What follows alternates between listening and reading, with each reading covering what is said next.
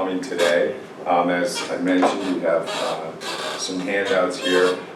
Today, the plan is I want to talk for a few minutes a little bit about, very briefly, about the work that we do here. As was mentioned, I'm the Director of Programs at the Fatherhood Project here at MGH. I'll tell you a little bit about that. But really today, the bulk of what I would like this time to be is really getting into some practical and useful application of ideas about what makes a good father, what is good fathering today. And my hope is to bring you all into that discussion, because I don't necessarily think any one of us has an answer to that question. And so the talk and the title of my book is called Modern Dad's Dilemma. It really should be the Modern Dad's Dilemmas, because there are, as we all know, many dilemmas. But the title and the focus of my work really and of that dilemma is in the big picture, how today do men as fathers, father figures, give to their children and to their families what they may or may not have gotten from their own father, from their own families. In other words, the definition of what it means to be a dad today has radically changed, as we all know. You can look in any direction and see examples of that, whether it's guys carrying their babies in baby Bjorns, whether it's NFL commercials about fathers and daughters, whether it's in the legal system, institutionally, fatherhood has changed all the way down to the very practice of fatherhood in the home. So the question of how do you give what you may not have gotten? In other words, that's not to say past generations of fathers have failed or let us down. In some cases they have, but what it is to say is that what it took to be a good dad in the past doesn't necessarily apply today. And I'll let you all think about that, and we'll kind of weigh in on that as we go today. So really, what is it that you need as a dad today to raise healthy children, be part of a family that is healthy? And so let me just give you a sort of snapshot of modern fatherhood here in a personal way. So this may be, I'm the gentleman to the right, or the woman to the right actually. This is, anyone know what this is? Somebody's got to know it. How many of you have preteen or teen daughters? You should be able to answer this. No, nothing? Sadie Hawkins? No, good guess. We like guesses. Princess related. What? Princess related? Close. I won't, clearly it's not that White chicks. What? White chicks. White chicks. It's hard to tell what exactly I am, but what it is actually Jimmy Fallon does a sketch on Taylor Swift. Anyone see that? It's called You. Yeah, You. So this, and for those of you that haven't seen You, Jimmy Fallon dresses up like that as a teenage girl named Sarah, and Taylor Swift, the two girls on the side, comes in and plays this kind of dorky character, and it's actually a really funny sketch. But what this is at Gillette Stadium for the Taylor Swift concert last summer. And the funny part about this is we decided, my daughter's to the right there, my friend Chris's daughter is Ariana's to the left. What we decided, they came up with this, is that apparently Taylor Swift has a group of her people that go around the stadium and pick out the most emphatic fans and bring them to backstage. I mean, talk about brilliant. She's just created these, rabid fans, as you can see. So we thought, what's going to be the best chance we have of getting picked out for that? And we decided that us dressing up as women would probably catch somebody's eye, I don't know for the right reasons, but we decided this would be it. And so we did succeed, not backstage, but we ended up on Taylor Swift's website, which was a monumental achievement, and made them happy. The problem with this is the moment we got separated from the girls during the show, we did not have such a wonderful experience walking around in the wigs, because most little girls don't stay up for that. There wasn't a whole lot of recognition, and we looked a little odd. So the reason I show you this is because this is just an example when I talk about modern fatherhood, and it's really, I think today, for most dads, there's a level of stepping out of your comfort zone and really trying to shape what is, I think, a chance we have as men to shape a new definition of what it means to be a dad. So stepping out of the comfort zone to say, geez, if I just do what my dad did, in some cases, some men feel like that's great and they'd be happy to be able to do that. But maybe I want to do something different. And typically what I hear from a lot of dads is, I want to connect with my kids. I want to be able to be somebody that they can emotionally connect with. And I don't want to just be there.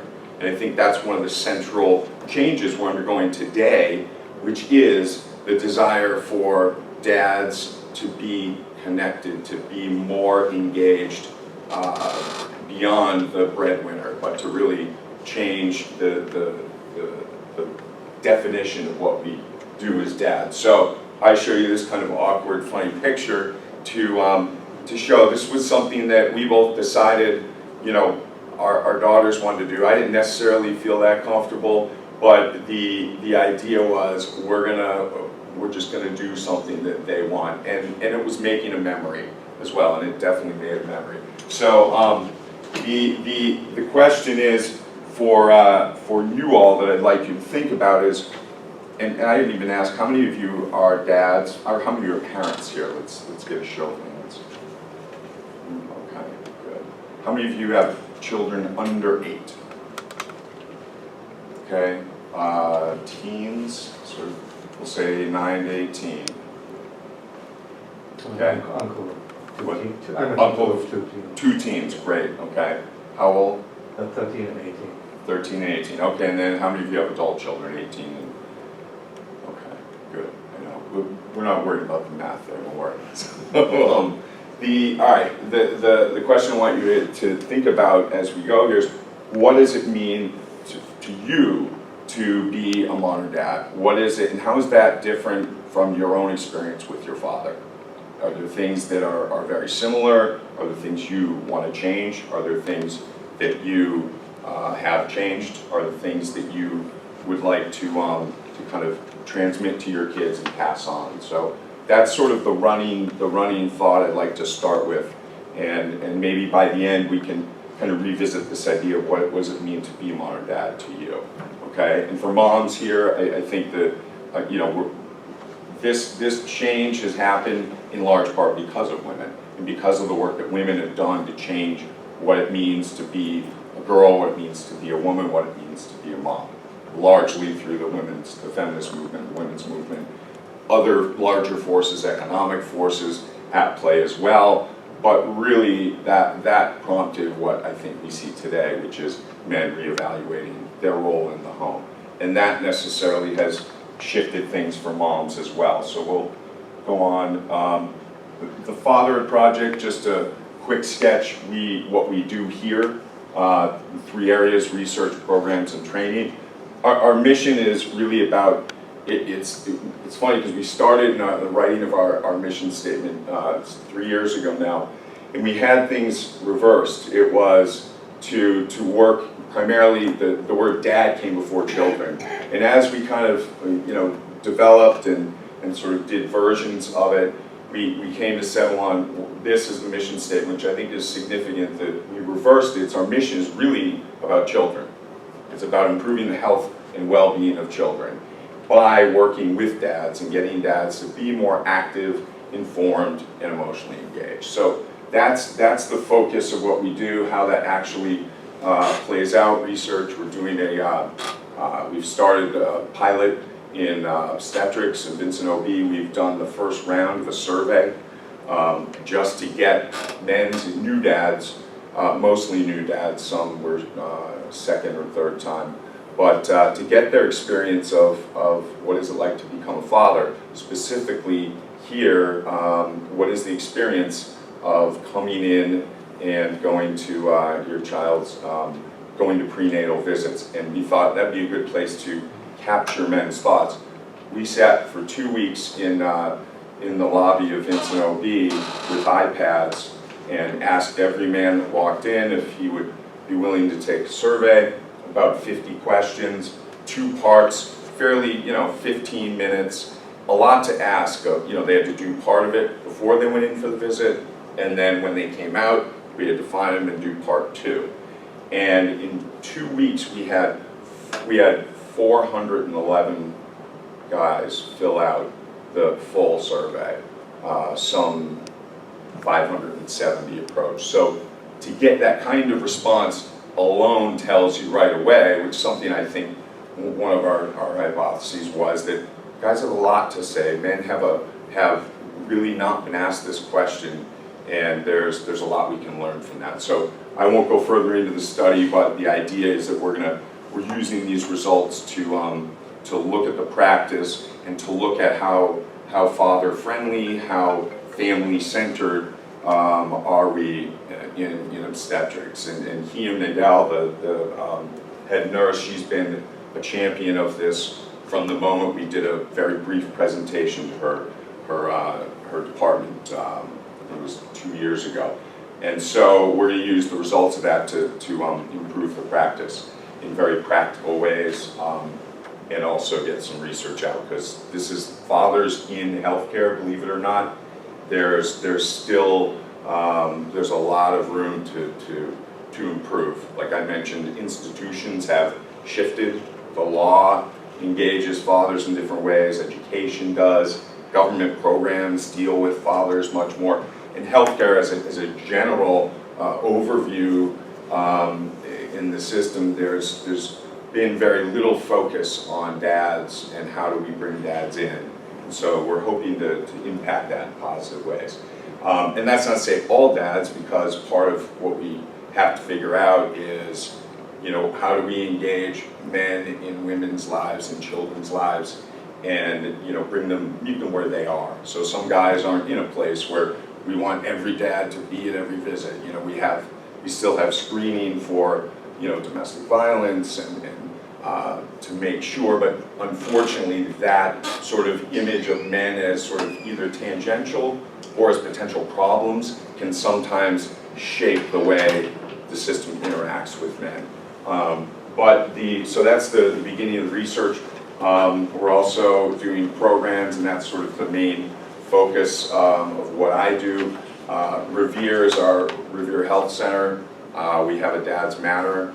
That's called the Dads Matter Initiative. Anyone from Revere? Anyone work in Revere? No? Okay. And that program, I'll give you a little bit, no, I'm not going to get too into it, but we run a dads group on Saturday mornings, which we, after talking to moms, talking to dads, we came to realize that Saturday morning was going to be the best chance of getting guys with their kids. This is a 0 to 8, and it's an activity group, and we were right, because they show up. We have about 12 to 15 guys it's the most diverse group of men I've probably ever worked with, and they come with their kids. And any of you that have young kids and want to come on, it's actually every 3rd Saturday. Not the ideal programming, but since I run it, we decided it'd be too much to do every Saturday. But if we had the staffing, I think it would be very successful. So if you do have kids, talk to me after and would be interested. It's an amazing group of dads and their kids, and they come, we do activities, and then I take the dads aside within the group and we do a whole curriculum of skills, and guys have a chance to talk about what's working, what's not working for them. So that's a program in Revere. There's other facets to it, working with the pediatric staff to sort of help get dads involved. And then the third is training, working with pediatrics, working with OB, working with outside organizations, schools, mental health agencies, to train the staff at these different levels about what it is how to engage dads. because I think that's part of the issue is, how do we bring dads in a more overt way, and what is the language for that, what are the programs, and one example of that would be in obstetrics. Already we realized that there were very few images of men. The place had sort of more of a feel that it was, for geared to women, which it is, and yet by putting up a few posters that included some images of men, already that has had a noticeable impact on just the awareness about men needing to be invited into these settings. So that's what we do here. I'm happy to talk about any aspect of that, beyond this talk, but I just wanted to give you the overview, and then now I want to talk more practically. Okay, are there any questions about the Fatherhood Project? Oh, and we're in psychiatry. The director is Dr. Raymond Levy, who's a psychologist in the Department of Psychiatry. So that's sort of we're technically a program within that. So we're over in Wang. So all right, I'm going to say very briefly the research in your handouts.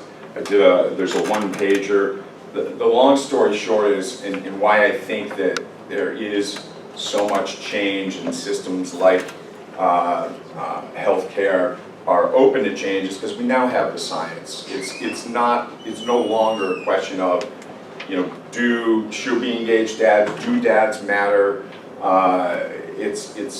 We know dads make a positive impact, can make a positive impact in behavior, in education, in physical health, if they're present and engaged in certain ways.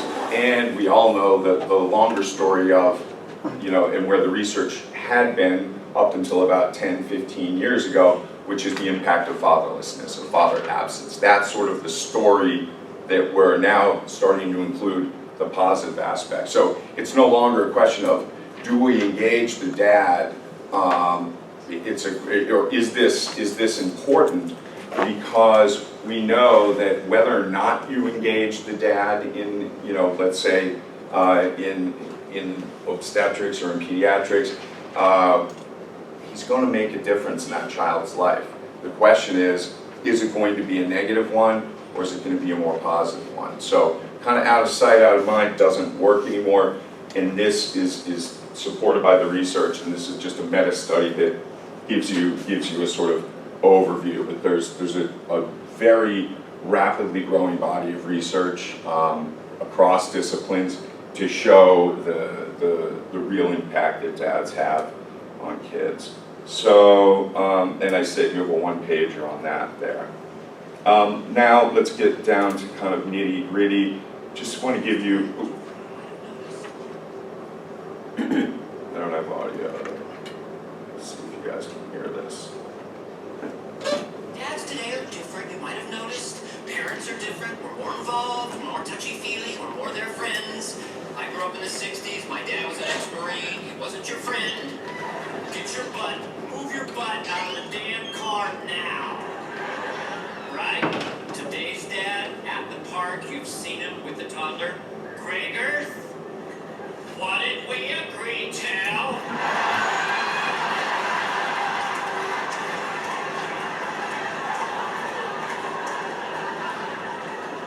Let's use our inside voices. Let's use our inside voices. What happened to shut the up?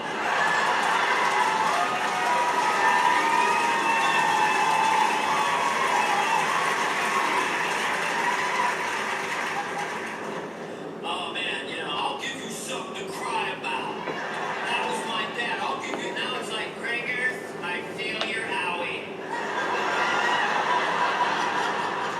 I wish I had a boo-boo too. My dad would say stuff like this, very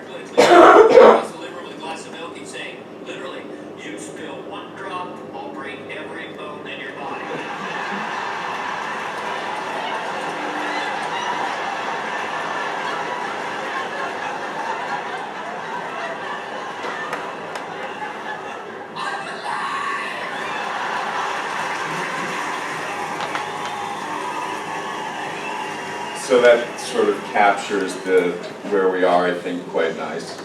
The traditional authoritarian dad, military dad in this case, and on the other end, the overly empathic dad as friend, helicopter dad, whatever term you want to put on it. But I think somewhere in between is where we're hoping to kind of move the needle.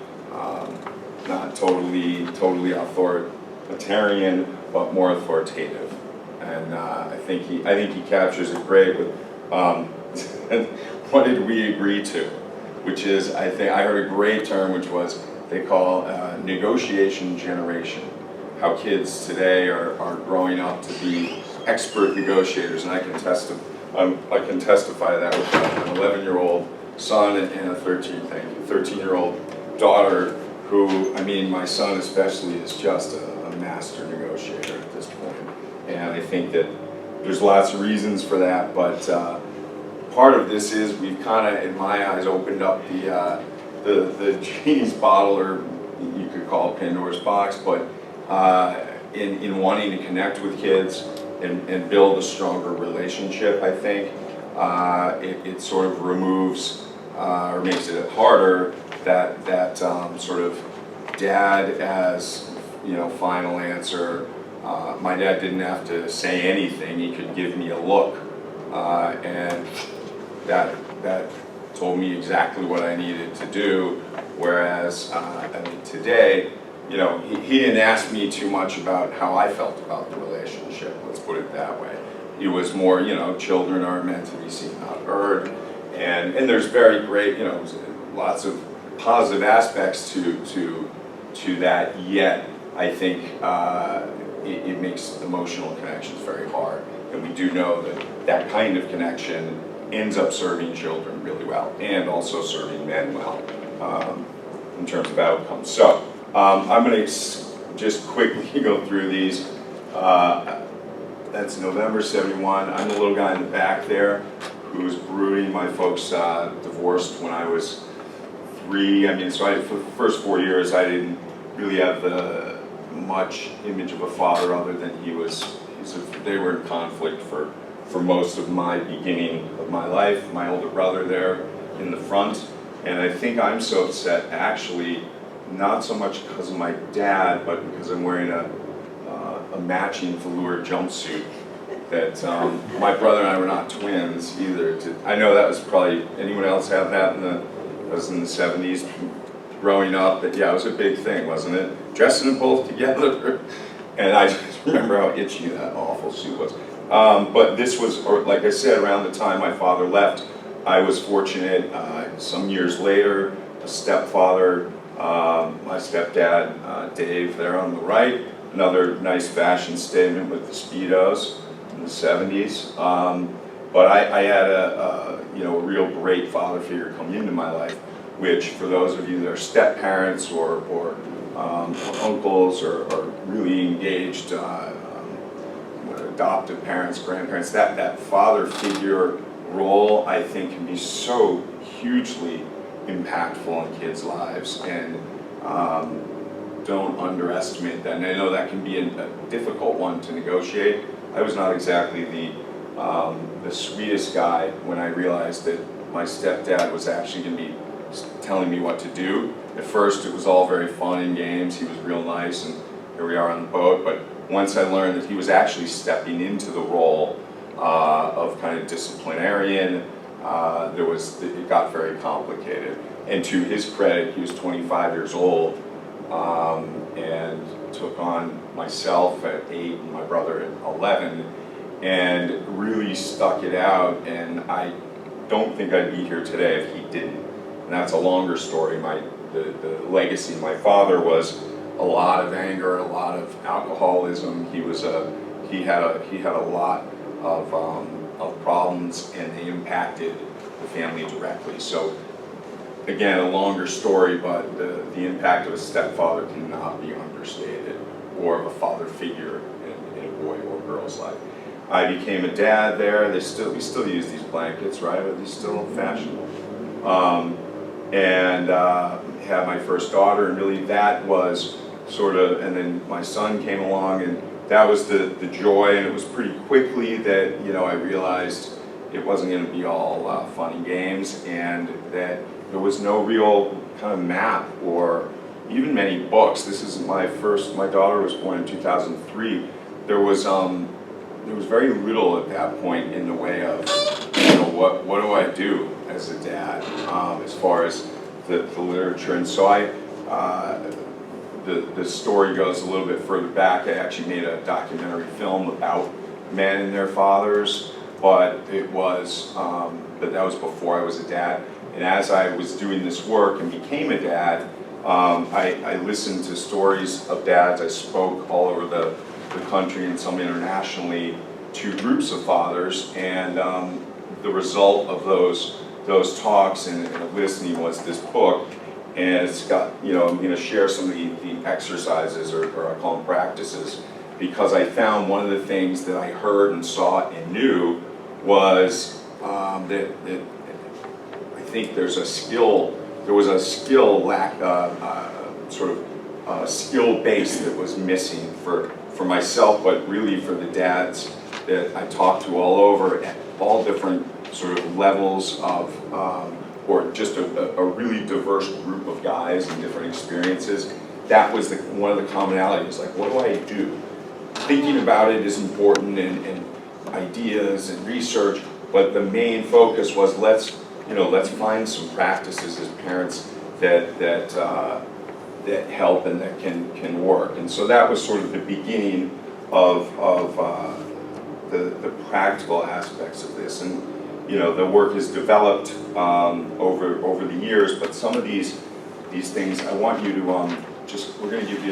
I want to give you a taste of what I'm talking about, the practical aspects. So one of the first questions that I think is important to ask yourself as a father, as a parent, and when I say father or dad, I'm saying that to include the significant male or father figure in a child's life. So, you know, just so not to exclude that father figure. But one of the most important questions that I don't think was asked much in past generations, and I know Oprah's kind of gone at this point, but I'll have to update that to John Oliver or something. But here's the question I want you to think about. Imagine 20 years from now, your child or your children are interviewed by a documentary filmmaker about you, right? Or about your relationship. Somebody's making a film, which is actually what I did, that focused on you as a dad or as a mom. So imagine in 20 years, you sit your kid down, or all your children, they say, tell me about your dad. What was your relationship like? How was it? How were things? What do you hope they would say to that interviewer in 20 years, 25 years? Imagine your child right now, grown up. What is some of the most important, what do you want to hear them say about you? Not just about you, but about your relationship. And then I want you to think about, what do you hope they don't say? And that one's pretty easy. They usually kind of work together, but the idea here is, I realized very early on there was so little discussion about fatherhood and about the role, that it's a really important place to start, I think, is to look forward. Like, what are you trying to do? And being active and conscious about your fathering, about your parenting, as opposed to kind of just letting it happen, letting, you know, fatherhood happen to you and reacting. What are you trying to do? So, and then the last one is what's your priority as a dad today? So why don't we just take a moment to think about that, and if we have more time, I'd break you up, and it would be, you know, easier. But we're going to do a large group. I think we can all kind of take a shot at responding. And so, who can start us off? Or I'll give you an example of what I started with, and what I've heard actually a lot of in terms of these, called a vision statement. for me, one thing, and this vision statement that I did early on, my kids are now 11 and 13, it still applies, though I've sort of changed the language, and I revisit this on a pretty regular basis. And I actually have a little business card that I usually keep in my wallet and sometimes look at to kind of remind me, like, what am I doing? What is the priority now?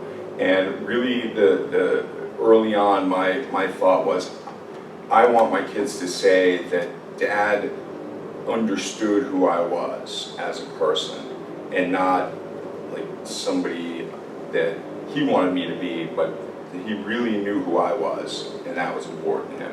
What I hope they don't say is that Dad just kind of pushed his agenda on me, and was there and fun and present, but he really wanted me to be a certain way and a certain person, and he didn't know me.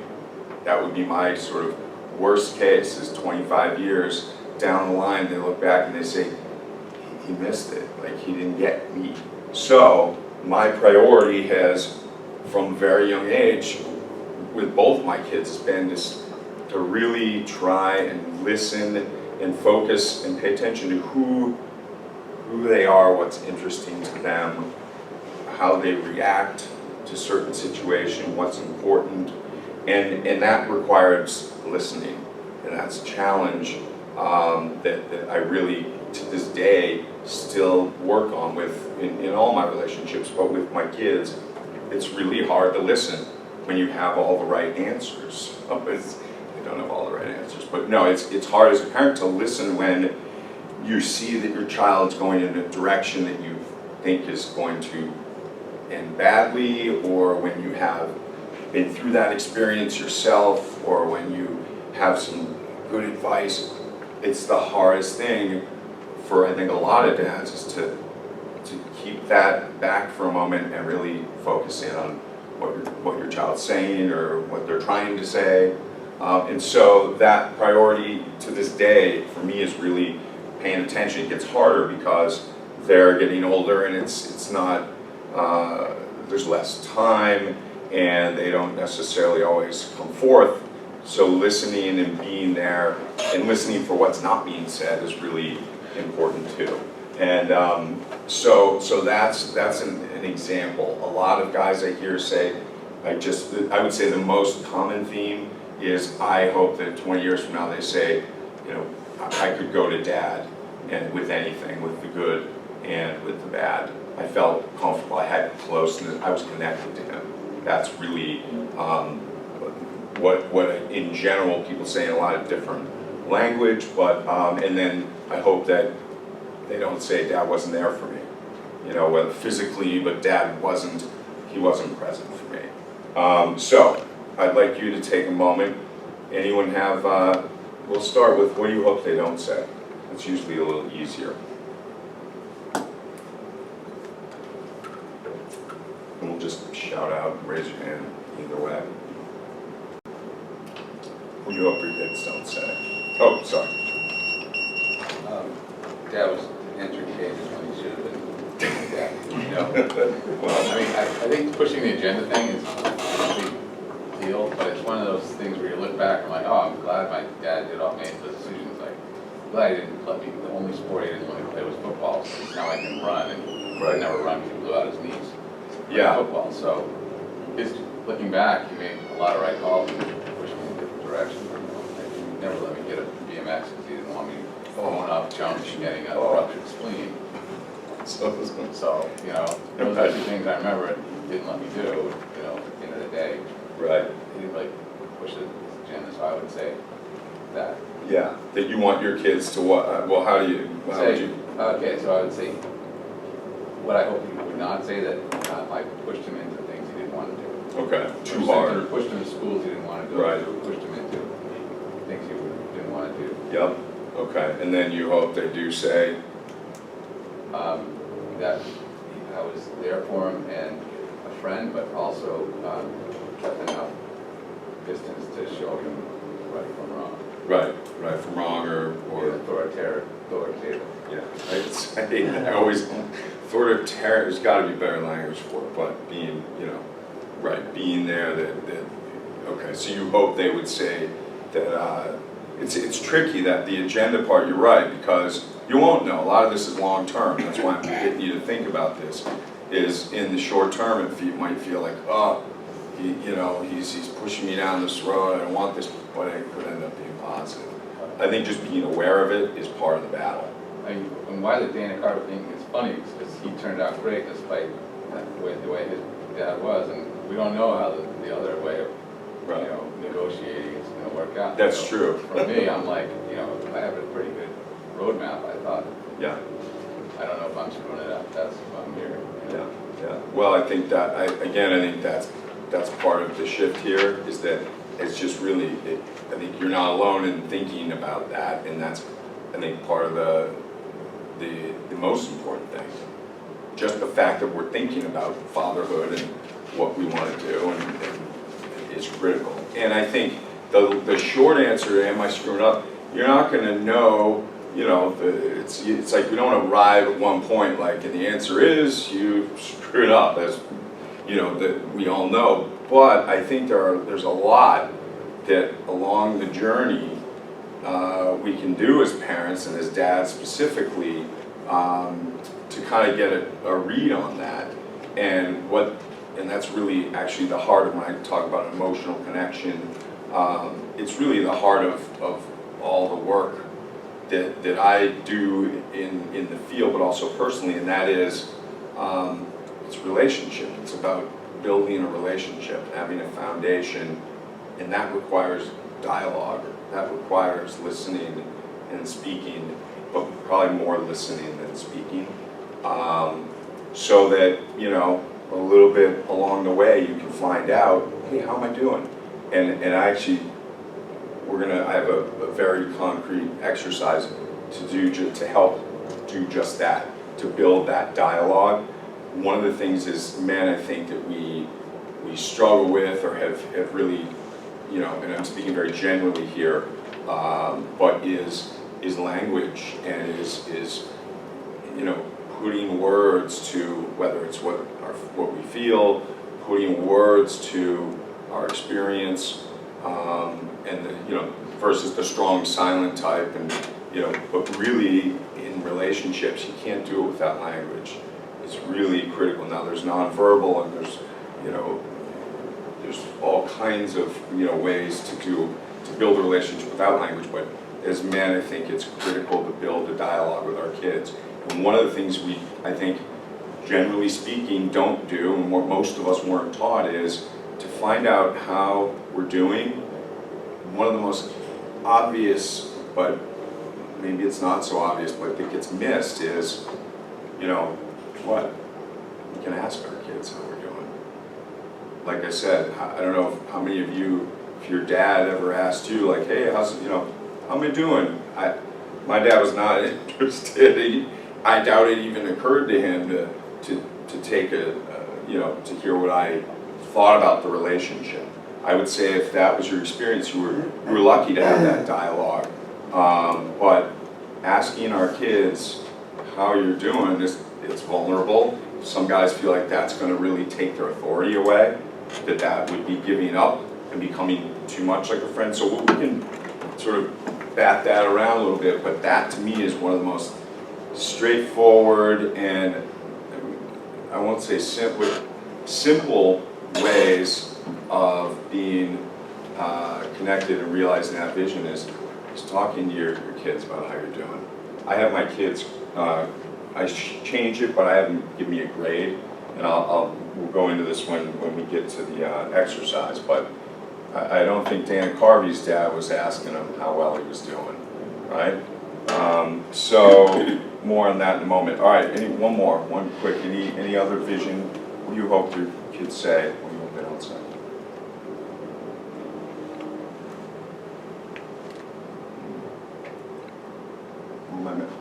Thank you. I would hope they would not say that I don't care about something they want to do, even if I, as a dad, and having lived longer than they do, would have Even if different- what? Even if I, as a dad, and being older than they are. Yeah. And sometimes they say, well, they'll say, well, you're not right, you don't know that. I said, well, the parents and children are not the same, and so we're not going to agree. But sometimes they'll say, I'm going to be a dad, and I'm just going to say no about something. And my children are there's a bit of an age difference. My son is age 7, and my daughter is age 13, almost 14. Okay. So they're in different places. But I hope they would not say I just didn't care about anything Yeah. they wanted to do. Great. And what's a priority for you then, and how does that look? The third question is really about being concrete and specific, and I didn't follow up on yours over here, but what does that look like? How do you make that a priority? So if your vision is that you don't want them to feel that, then what are you doing today that moves towards that? Well, I would say, like all dads, the top priority is protecting your children and doing what you think is best for them. Okay, so like what? Give me an example for you. If I say that, no, I don't think, my daughter, no, you shouldn't be looking at a screen, you shouldn't be looking at your iPhone too much during the day. iPhones are relatively new to all of us, and I'll say, well, It's the great I- wide. yeah, I say, we didn't have these when I was your age. I'll say, well, that was the Stone Age. I said, okay, but that's what I think. You could be, you're good. Musically, you could be reading, you could be doing something else. I just think it's too much sometimes. How's that work? How's that working out? It works not so well, more than. But like you said, protecting is, Yes. you do have to say, and there are cases where I am the dad, I do know better, or I do think you playing football is not going to end up. I couldn't play football either, by the way, so I did this. I managed to play the next year as 9th grade. My mom said, no, you're not playing football. I ended up playing rugby. So why they would let me play rugby but not football was kind of fun. There are less injuries, but the point is there are times you have to step up. So, but the danger is if you do too much of that, right, then it's not seen as the way you think they're going to see it, right? So, all right, so I'd like you to, you can take that, that's I think a really good guiding way to just kind of, how am I working towards that vision? What are you trying to do? We're not going to go into the legacy, but this is another exercise, really important about looking back. So start, I think, looking forward, but you also got to look back. What legacy are you carrying? I mentioned a little bit personally. I hear from guys,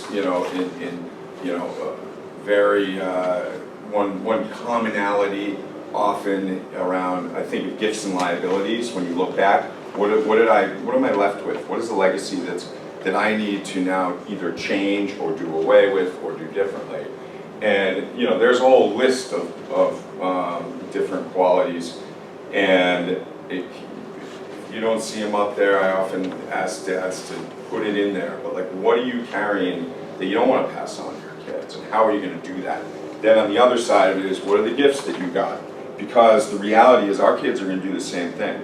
They're going to grow. It's part of the transformation generations. Is each generation turns back and says, who are these people? What did they do? How did they screw up? And what lessons do I want to take with them? So that's important for us to also have a sense of what are we trying to do, because a lot of times if you're not aware of both the gifts and liabilities, you miss things, and that can be as damaging as growing up with an alcoholic father. That could be just addictions, the most obvious example of getting passed from generation to generation. With that, I think it's tricky because legacies can look different from one generation to the next. What was alcoholism in the past generation today could look like workaholism. It's but the core being the addictive behavior, the genes. But the most important thing is just being aware, and some people have done a lot of work on this, and it never ends. My father passed away 11 years ago now, and I often will reflect on just keeping an eye on how am I doing with these liabilities? Am I changing the legacy? And that, for me, alcohol is a good example. I don't really drink. I moderate my drinking, whereas that has been challenging for other family members of mine. But gotta stay on top of these. By the same token, the gifts. What'd your father give you, or father figure, that was, you know, you want to keep, you want to pass on? It can be hard because the reality is nobody is perfect. We're all imperfect. So there may be more of the liabilities, but it's important, I think, to not look in black and white and try to find, you know, what of, you know, I mentioned my dad was kind of reckless, he was alcoholic. It would be easy for me, and there were times I've looked back and said, like, the anger and the upset and pain clouded the gifts. And I feel like over time, in looking at this, I'm thankful that I was able to push that aside so I could see, oh, man, I got a lot from this guy that I should be thankful for. And that's what I mean, it's not black and white. And by the same token, I think it's important to not over-idealize a parent as well. And I see that too, where it's like, Dad was so great and I got all this stuff and he never did anything wrong, because then you can very easily, unwittingly be repeating the behaviors that maybe aren't working for your kids. So a simple way of doing this is sort of just as an awareness exercise, the gift, what is the gift I want to pass on, and how am I going to do that? Again, concrete.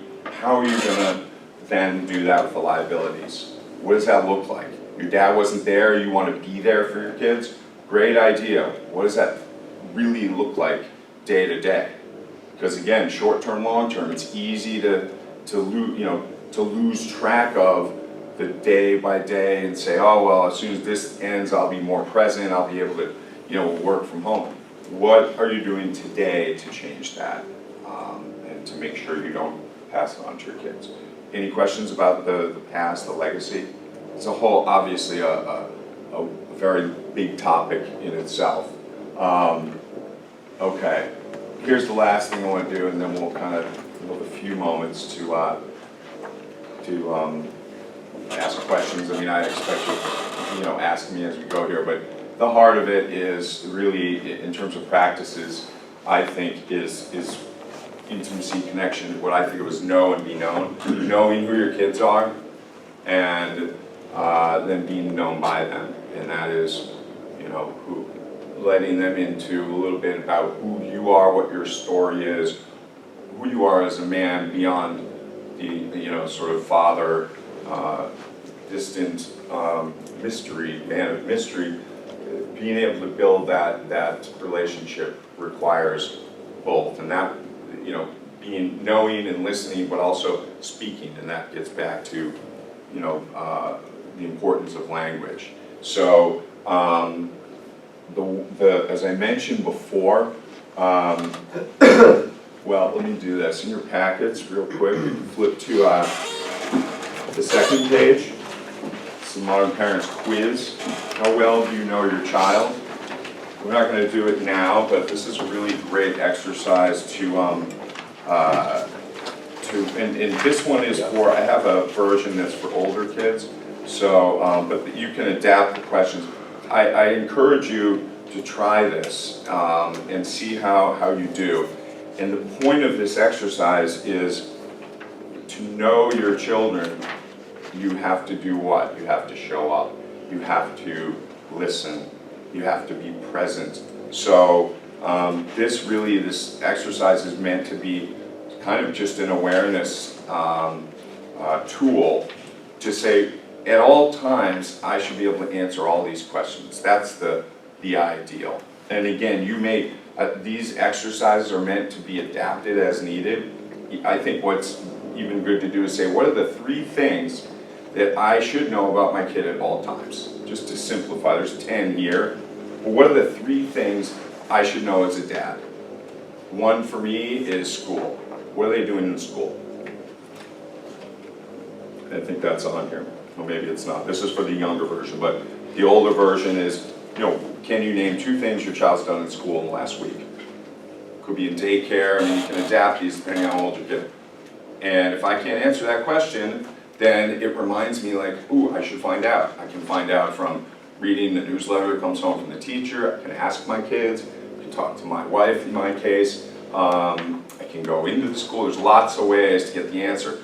But this way I don't, because we can easily go for long periods of time without knowing. So if I want my kids to get in the car and I say, how was school? And they say, good, fine, you know, and that's the end of it. And I say, oh, why don't you talk, why don't you tell me more? It's like, well, if I show them that I'm interested and I say, well, how did the science quiz go today? Because I knew that, I get much better answers when I'm doing my part in sort of staying aware. So questions, can you name a recent accomplishment that your child's proud of in the last week, 2 weeks?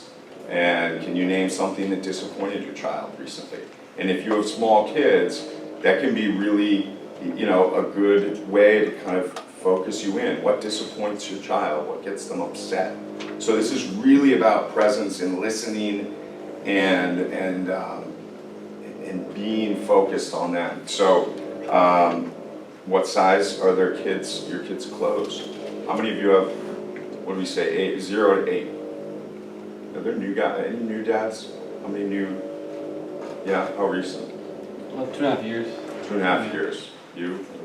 19 months. Nah, that's 19 months. Anyone more recent? You're the most. So, ready? Here's the question for you. What size diaper do they wear? He, she. 5. Ooh, that was quick. That. Onesies, which I literally pronounced when I read that word first at a shower. I was like, oh, onesies. Whoops. Size their clothes. 2T. What is it? 2T. Ooh. That man is on top of it, right? I'm all up in there. Sometimes you don't have a choice, you need to be, you're strongly encouraged. But again, the idea is, what do you need to be tuned into? Why? Because that demonstrates to your child, on one hand, that you care.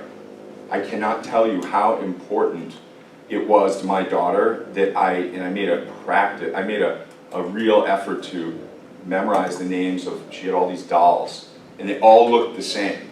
They're all these different, and it would be like, oh, that's Jacinda, you know, that's Rose, that's Mary, and she would light up when I knew the difference, when I just knew their names. Why? Because it showed that what is important to her is important to me. And I think that carries across the life course. I mean, I think at each stage, kids, even adult children, they want to know that their parent cares about them and what they're doing. So this is a really good way to do that. If you have older kids, and I do interactive workshops where I have the dads do the quiz, or moms in this case, do the quiz in front of your kid, and they love it. It's like the greatest thing to put you on the spot and see how well you do. And because it can be a tool for dialogue. If you can't answer these, you have to go get the answer. You got to find out from your child. And so this ends up being a really good tool. And I would say take this every once in a while. I also will do this with co-parents. Mom and dad take it together and see who knows what. That can be often very uncomfortable. People find it also can be useful to say, even parents that are separated or divorced, is to be, you know, who's tuned into what. So last thing, that's the know part. And last piece around this is dialogue, the relationship checkup. You have this exercise, 2 versions of it. There's a 5 to 9, 4, 5 to 9, I think it is, and then 9 and up. You can go through the questions at a later point, and I encourage you to, but this is the really, back to this idea of how do I build this connection, take care, this is a concrete, practical way to have that discussion with your child from a very young age. This can work 5, even 4, but usually 5 or 6, to sit down, and this exercise is essentially, you know, it's a checkup every half a year, every year. You're checking up on your relationship. We check up on our teeth, on our health, our cars. We do all these checkups in life. This is a great and critical thing to do in the home. Check up on your relationship with your kids. This has been adapted. I've adapted it for couples, for you know, check up on your relationship. And actually, my wife and I do this every year at our anniversary, which can go really well, or it sometimes makes it for a challenging night, but it always ends up being healthy for the relationship. And all it is you'll see a series of questions that are sort of progressively a little bit more challenging, requiring a little more vulnerability. And they start from, what's one thing that I do well in this relationship, one thing I think you do well. What is one thing that you do to make our relationship difficult, and what is one thing that I do? 2 more minutes, I'm gonna wrap. But you'll look at the questions, and the way to do this with kids is you may not do the whole thing, but I encourage you to push through, those of you that have kids that are 5, 6, and up. I encourage you you should expect resistance. No kid really wants to sit down and talk with their dad about the relationship. But I encourage you, so whatever you gotta do to push through, say, this guy gave me this exercise, yeah, I know it's stupid, just humor me, or bribe them. I think that is fine, it works, because what you're doing in doing this exercise is you're teaching them relationship by doing relationship. And it's like a third party. So these are the questions. The question is, what is something that I'm doing well as a father? What's something I could improve? You get to hear what your child thinks. Back to that question about how do I know if I'm being a good dad? This is a way to find out, because your child gets to answer the question on their own. Says, what could I do? What could you do to strengthen our relationship? This is a way for them to give you feedback. And let me tell you, when you do this, even pieces, just a few of these questions, you will learn something about your relationship. For example, just last week, I had my daughter and I did a short version of this, and I asked her what's something that I could be doing better. And she said, when I was younger, we used to do our ritual dad time. We used to go to breakfast. I'd like to do more of that. I'd like to do more of those. I used to be very disciplined about a ritual. Every month I would do one-on-one time with each of them. It's very special. And it was really important to hear that. I had sort of lost track of how important that time was. And so these questions become a vehicle for learning about what your child thinks of your relationship. That's not to say if your kid says, one thing you could do to improve our relationship is let me stay out till 11 o'clock or let me use my phone all the time. It is to start a dialogue though. It's really a chance to say, okay, well, let's talk about that. So I encourage you to look through the questions. There's directions there, but the heart of the matter is that if we don't check up on a relationship, if our kids don't have a vehicle or a voice to tell us how they experience us, it's a lot harder to know if we're meeting their needs. So this is really, it's not just about the content, it's not just about what you get for answers, that can be important. It's also about the process, so that 20 years from now they can say, one thing my dad did that was great, he always made sure to find out how we were doing. He cared what I thought. So just the very act of saying to your child, how's it going? How am I doing? How are we doing? What could be changed? That is the essence of relationship. It's reflection, it's talking, and it takes vulnerability. And I'll wrap by saying, I think what's most important about fatherhood today is stepping into what might feel uncomfortable or different. For example, talking to your teenager about your relationship, or taking your young baby to the playground and being the only dad there, and just the new identity as a father, whatever it is that feels uncomfortable to you or challenging, I encourage you to step into that. And that really, to me, is going to build a new definition of fatherhood that includes relationship and connection at its heart. Because really, I think all of us as parents, we want our kids to feel close to us. That doesn't happen unless there is vulnerability. I mean, vulnerability builds closeness. If you don't know what your kid thinks about you, or you just keep your own idea of what you think they think of your relationship, you might be surprised or unpleasantly surprised when years later, guess what, they didn't feel like you knew them. And if you had known, you could have adjusted course, right? You don't necessarily have to. Again, this is not like letting your kids tell you how to parent. It's about having a dialogue so that your kid feels safe to talk to you when they need you most, right? So, in closing, I would like to say, use the activities. We're a little over, I apologize for that. If you have questions, I'm here. My contact info should be on here. If it's not, I'll put it up. And you know, I'm here, and I'm happy to talk further and encourage you all to you know, use this time at Father's Day to think about what kind of dad you want to be. So thank you very much, and have a good day. And again, I'm here for a little while if you have questions.